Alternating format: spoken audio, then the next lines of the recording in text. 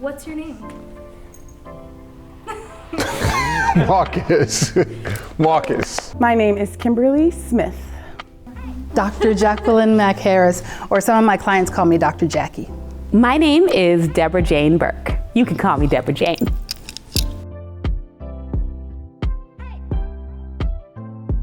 I grew up here in Orange County, California, and then I moved to New York. I was out there for a while where I met my husband, and then I moved back here to California. I grew up right here in Orange County. I grew up in Brooklyn, New York. I grew up in LA. I was born in South Bend, Indiana, and we moved to California when I was 3. And we lived in South Central LA, we lived in West LA, and then when I graduated from high school, we were living in Inglewood.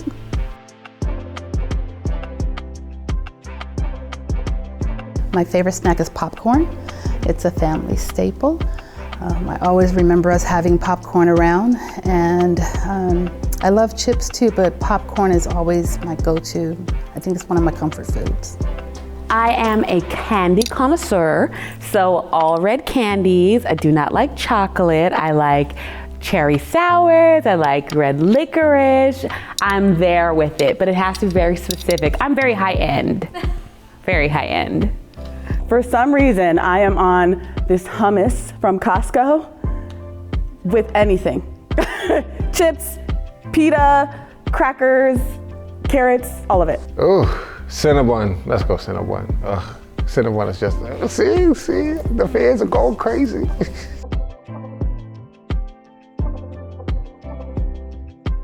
My favorite hobby is music and writing, filmmaking, writing, and music. If I were to wrap it up, I love to create hip-hop musicals that make social change.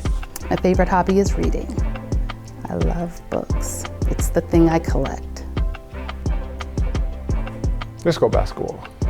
Yeah, I'm trying to stay away from the stereotypes, but got to. Dancing, singing, and I'm learning to play the piano, so that is becoming a hobby very quickly.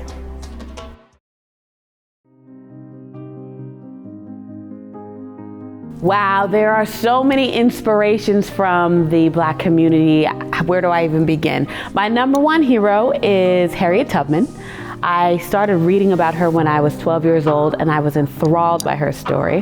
She ran away from slavery when she was only 25. As a woman and as an African American in that time, there's danger all about. She could have been killed at any point, but she still made it all the way to freedom.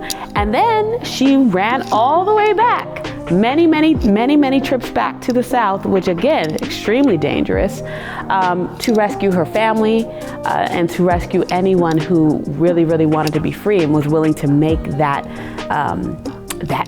dangerous journey. Person from the Black community that inspires me most, there are several, but the one that inspires me most is Maya Angelou.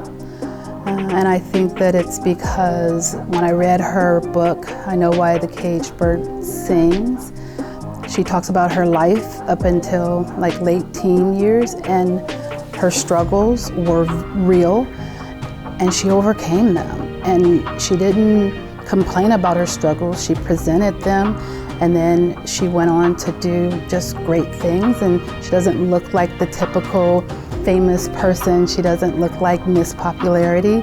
And so she was the first person who I saw that looked like me and was able to go out into the world and overcome challenges. And I thought, I can do that. And so I did. I started going to school after I read her book.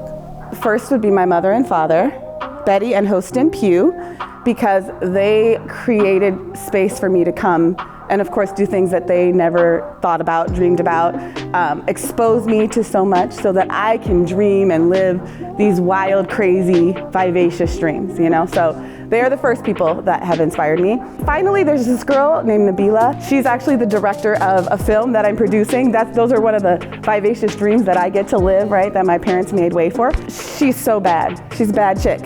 And I love it because she didn't have much. She didn't have much to get her there, but she's pushed past all of her obstacles. And lastly, I inspire me.